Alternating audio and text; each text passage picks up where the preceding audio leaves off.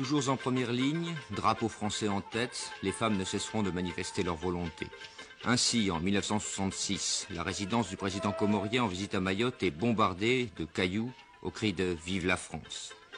S'il est vraisemblable que les tenants masculins de Mayotte française n'étaient pas mécontents de voir leurs consoeurs se mettre en avant, les y pousser même un peu, il faut savoir cependant que la femme occupe une place à part dans la société comorienne. Un exemple, dès la naissance de ce qui n'est encore qu'une petite fille, le père doit lui construire une maison qui, toute sa vie, malgré mariage ou divorce, restera sa pleine propriété, lui assurant un toit, donc l'indépendance quoi qu'il arrive.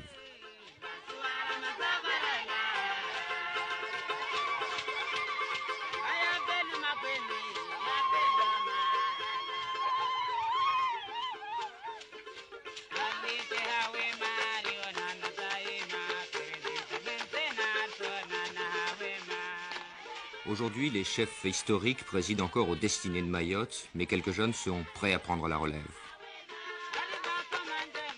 Monsieur le maire, vous administrez Congo, une petite ville de 3000 habitants à 10 km au nord de Mamoudzou. Est-ce que vous croyez que c'est la population qui demande à ses leaders le maintien dans la France, ou plutôt les leaders qui demandent à la population? Non, c'est la population. Moi, je peux vous dire que c'est la population, parce que autrefois, comme nous avons tous vu, les capitales de Mayotte étaient à Comores, étaient à Mayotte. Et on a vu ce qu'a fait l'ancien président. Et donc, il y a aussi pas mal de choses qu'ils ont changées, et la vie, et consorts. Donc, ils nous avaient traités comme des paysans. Donc, la population était obligée de faire tout le monde, parce qu'il y avait des autres leaders avant de Mercelari et Sabamane, il y avait des autres. Mais les autres, donc, étaient des gens qui n'arrivent pas à amener les choses très normales, mais toujours, nous avons décidé jusqu'à l'aube. Alors votre souhait, c'est quoi? Votre souhait tout de suite? Notre souhait de Mayotte, comme vous avez vu, sur l'élection du 11 avril que nous avons fait, même on avait créé notre bulletin pour rester au sein de la République française. Et pour l'évolution, pour la suite? Pour la suite, d'être devenir département, si on est possible. La départementalisation, le grand mot est lâché. Car les Mahorais n'estiment pas encore être au terme de leur combat. Il faut sceller de manière définitive l'appartenance à la France. Mayotte département, comme la Dordogne ou le Pas-de-Calais, n'y a-t-il pas pour les bonnes âmes matière à sourire quand on se promène dans ce marché de Mamoudzou, principale ville de la Grande Terre? Le fait est là pourtant, et il faut compter avec.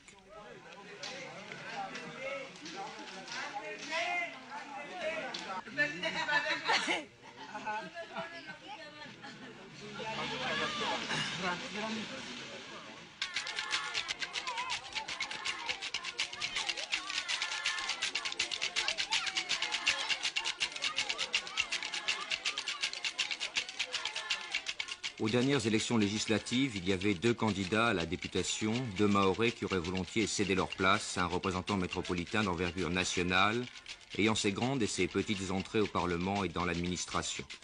Paris, pour des raisons diplomatiques évidentes, n'y était pas favorable. L'affaire ne s'est finalement pas faite. Younoussou Bamana, un ancien instituteur, combattant de longue date du mouvement mahorais, a été très largement réélu. Comme son adversaire, il milite pour la départementalisation, qu'au terme de la loi, le Conseil général mahorais pourra demander à partir de 1979. À peine revenu après son installation au Palais Bourbon, il était fêté par les femmes, encore elles. Monsieur le député, bonjour, vous revoilà au pays. La semaine dernière, vous étiez encore à Paris, ça fait vraiment une rude transition Paris-Mayotte, se retrouver dans ce pays qui finalement n'a pas grand-chose à voir avec la vie parisienne. Est-ce que vous ne pensez pas, vous qui militez pour la départementalisation, donc pour l'assimilation totale de Mayotte à la France, que cela risque de détruire des structures que vous avez établies, qui sont établies dans ce pays? J'ai milité pendant 20 ans pour que Mayotte reste française. Et je suis très optimiste et je pense que Mayotte restera française. C'est cela, mais ne pensez-vous pas que notre mode de développement, notre civilisation occidentale, risque de causer des dommages à l'équilibre qui existe dans la population mahoraise?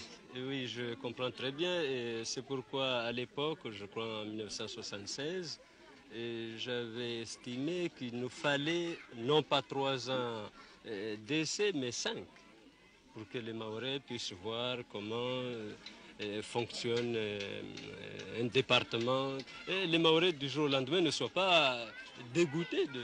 Je vais vous prendre un exemple, monsieur le député. La civilisation française est une civilisation de profit. La civilisation mahoraise est une civilisation où l'argent n'existe pratiquement pas, où on échange, où on vit au jour le jour. Et Pourquoi dites-vous que la civilisation de Mayotte n'est pas une civilisation d'argent? Peut-être qu'on n'a pas créé ici le besoin d'argent, mais ça vient.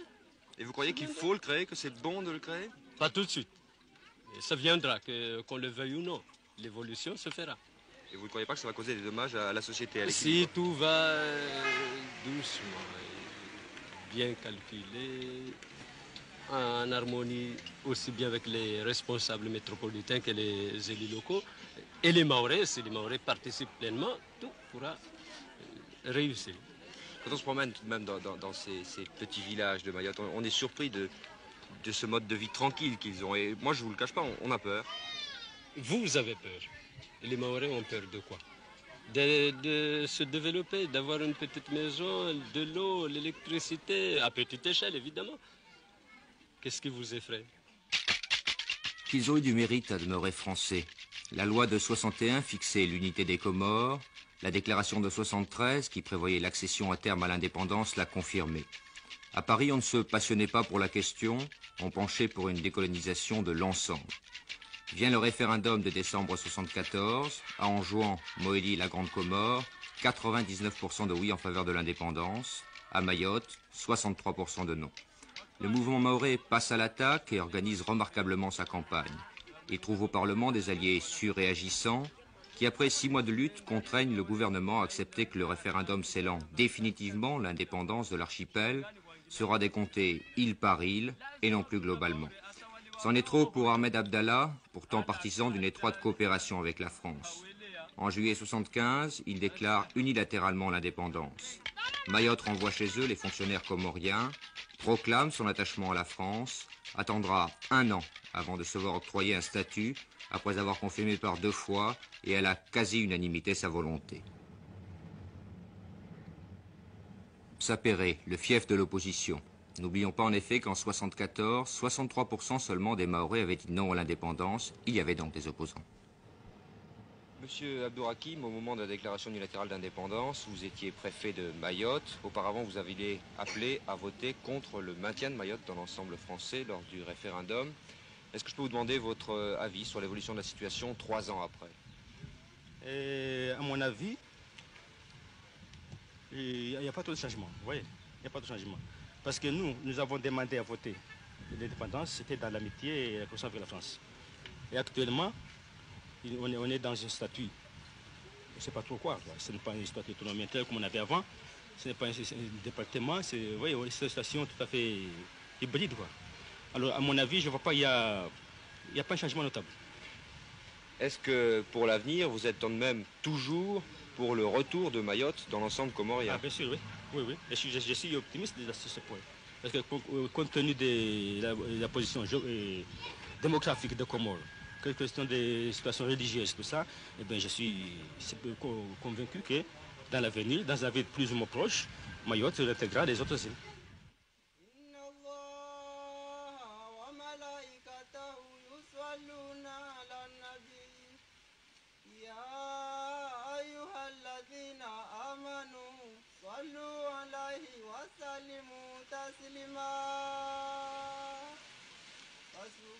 Monsieur Abdourakim y faisait allusion. L'islam rapproche indiscutablement les îles de l'archipel, encore que Mayotte se singularise, encore une fois, en appliquant de manière beaucoup plus lâche les préceptes du Coran. Pourtant, la première mosquée des Comores a été construite ici, à Tsingoni, un petit village de brousse. 5 siècles après, elle attire toujours les fidèles pour la grande prière du vendredi.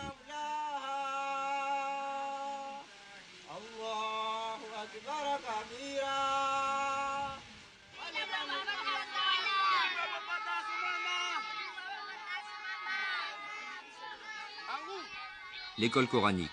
De l'enfance à la toute première adolescence, on y apprend par cœur à psalmodier le Coran sous la surveillance active d'un maître. Cette éducation, obligatoire pour tous, marque les jeunes de manière définitive. Elle développe à l'extrême les capacités de mémoire, mais néglige un peu la réflexion puisque finalement, l'arabe est très peu parlé, voire compris. Au demeurant, il n'y a pas de langue comorienne, les 4 îles ont un langage particulier, si en général, le mahorais comprend l'enjouané.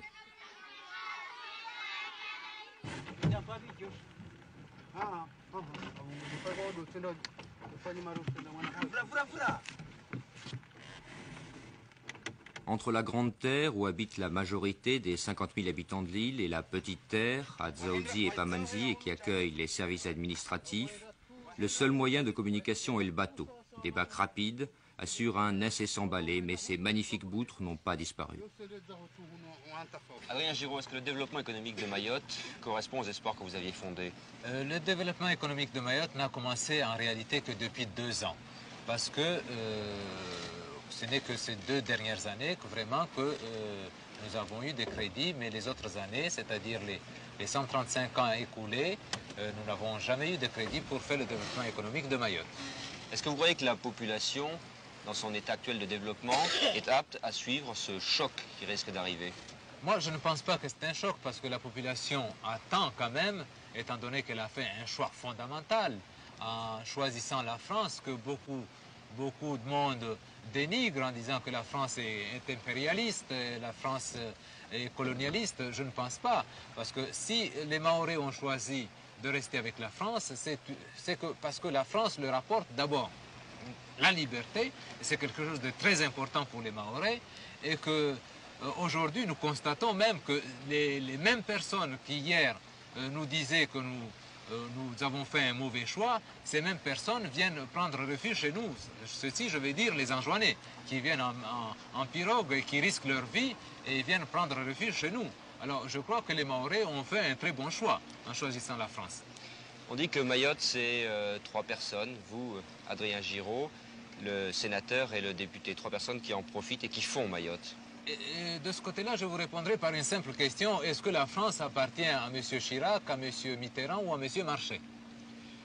Est-ce que l'étranger, l'extérieur, c'est-à-dire en particulier l'Afrique, font toujours peser des menaces sur l'avenir politique de Mayotte? Je suis très étonné de voir que certains chefs d'État s'occupent des problèmes de Mayotte et des problèmes intérieurs de la France, parce que Mayotte fait partie intégrante de la France, et je ne comprends pas pourquoi M. Bongo ou M. Kadhafi s'occupent des problèmes intérieurs de la France. Est-ce que le président de la République, M. Valéry Giscard d'Estaing, s'occupe des problèmes du Gabon ou des problèmes de Tripoli? Je ne comprends pas absolument.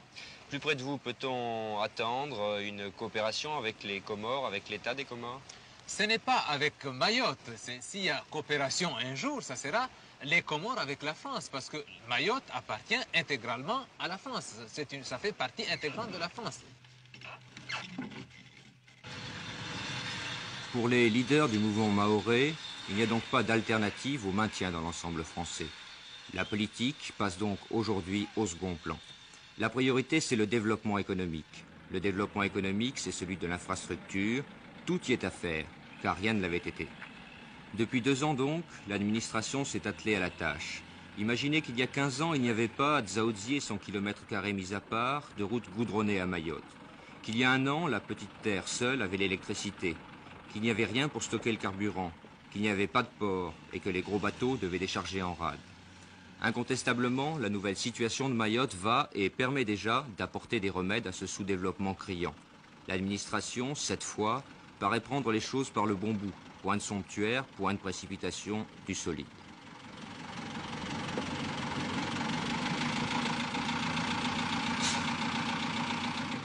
Cette route, par exemple, va permettre de décongestionner tout le nord de la Grande Terre de Mamoudzou à Akwa. Elle permettra de rapprocher les villages, souvent isolés à la saison des pluies, aux paysans d'acheminer le produit de leur culture sur les grands centres, aux malades d'être évacués rapidement en cas d'urgence, aux habitants de se connaître. L'électricité, qui arrive depuis 1 an à Mamoudzou, atteindra bientôt aux 2 extrêmes Sada et Mzamboro. Les jetées seront agrandies. Un vrai port, tout à fait nécessaire, sera vraisemblablement construit dans la baie de Longoni. La capitale transférée de Dzaoudzi, où elle est trop à l'étroit, et surtout coupée de la plus grande partie du pays à Mamoudzou. Qui paiera? La métropole, bien sûr. Mais elle a des devoirs et l'addition est loin d'être salée. Tout compris, Mayotte absorbe à peine quelques 60 millions par an.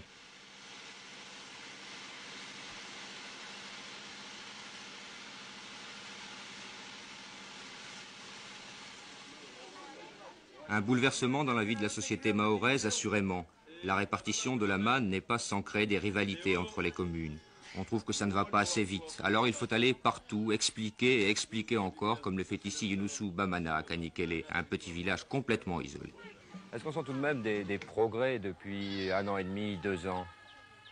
Depuis 1 an et demi, 2 ans, oui. Mayotte est quand même un village, un pays essentiellement agricole. Et le service d'agriculture qui vient d'être mis en place commence déjà à réveiller un peu les Mahorais, quoique l'effort entrepris n'est pas encore au point. Mais on croit pouvoir y arriver très prochainement. Vous trouvez qu'on fait assez des deux côtés, du côté mahorais et du côté parisien? Les Mahorais ont voulu rester français.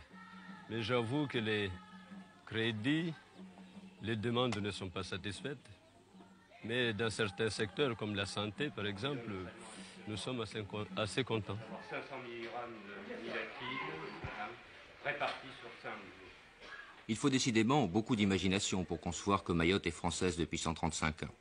Il y a 3-4 ans, il n'y avait qu'un médecin dans un pays où se déplacer ne va pas sans problème. Ils sont une quinzaine aujourd'hui. 2 hôpitaux accueillent les malades les plus touchés. Un à Dzaoudzi, celui-ci à Mamoudzou.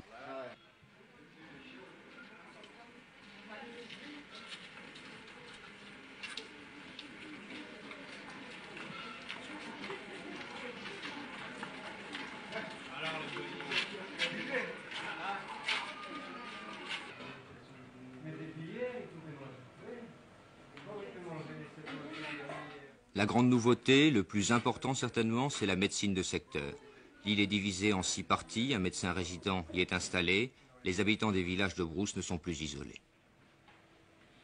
En règle générale, vous visitez les habitants de votre secteur suivant quelle périodicité? Eh bien, je m'efforce de passer 1 fois par semaine dans chaque commune. Comme j'ai trois communes dans mon secteur. Vous avez des problèmes sans doute de liaison en la saison des pluies? Ben, vous le voyez, on est en fin de saison des pluies, les pistes ne sont pas encore extraordinaires. Il y a des bourbiers. Et quand il y a des urgences, comment ça se passe? Eh bien, il y a des endroits où j'ai des postes infirmiers de brousse. Et à ce moment-là, l'infirmier qui voit en premier l'urgence me fait prévenir. Et si le village est accessible par la piste, j'envoie ma voiture qui va chercher le blessé pour soit me l'amener, soit l'emmener vers l'hôpital de Mamoudzou. Il y a plusieurs problèmes qui se posent à Mayotte. Le premier, c'est certainement le paludisme. À côté du paludisme, on trouve de la tuberculose, de la lèpre. On trouve aussi énormément de parasitose intestinale, 85% de la population. Et puis, bien sûr, à côté de ça, toute la pathologie qu'on trouve à peu près partout. Est-ce qu'on trouve de la malnutrition? On ne trouve pas de dénutrition, mais on trouve effectivement un petit peu de malnutrition à Mayotte. En plus de votre activité propre de médecin qui soigne, qui cure, vous avez un champ d'activité beaucoup plus étendu. Oui, c'est évident. Je couvre tout ce qui a plus ou moins un rapport avec l'hygiène et l'éducation sanitaire sur mon secteur. Je couvre la lutte antipaludique, donc, et une équipe de démoustiqueurs. Je m'occupe de surveiller que les lépreux et les tuberculeux prennent leur traitement en même temps que j'essaie de dépister les nouveaux cas. Ensuite, il y a tout le gros secteur du développement de l'hygiène et de l'éducation sanitaire. Sans doute le secteur capital. C'est certainement le secteur capital et c'est là qu'il y a le plus de travail à faire, si vous voulez, auprès de la population. Elle a été piquée parce qu'il Ces femmes, ces enfants, ce besoin, voilà sans doute pourquoi la majorité des Mahorais veut rester française. L'un de ceux qui a le plus lutté pour cela est certainement Marcel Henry, l'actuel sénateur. Nous l'avons rencontré sur la Petite Terre, au-dessus du boulevard des Crabes, la route qui relie Dzaoudzi à Pamandzi. Monsieur le sénateur, un combat pour Mayotte française que vous menez depuis 20 ans, un combat difficile? Il a été difficile parce qu'il a duré longtemps, comme vous dites, il a duré 20 ans, et puis l'issue en est restée incertaine jusqu'au dernier moment. Un combat contre qui? Eh bien, c'était un combat contre les autorités comoriennes, d'une part, et puis contre la pression des États africains qui s'exerçaient à Paris à un niveau très élevé, et puis aussi contre une certaine tendance hostile qu'il y avait à Métropole. Le combat, votre combat, celui du député actuel, Younoussou Bamana, celui d'autres personnalités de Mayotte ou celui de tout Mayotte? Non, c'est le combat de la population de Mayotte. Dans ce combat, nous avons été seulement les porte-parole de la population.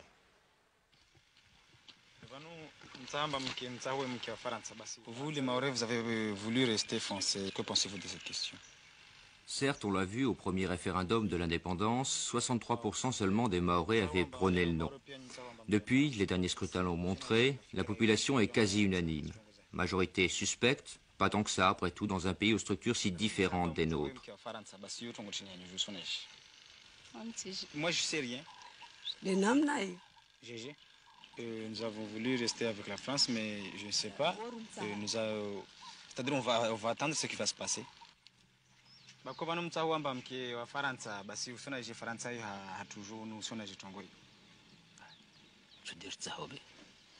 C'est ce que nous avons voulu.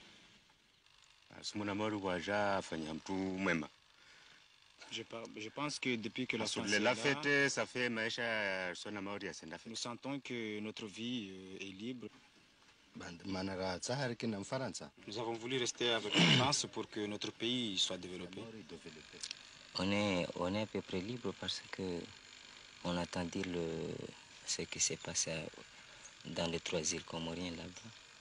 Vu la politique que mène le président Ali Swali, on sent qu'on est un peu libre.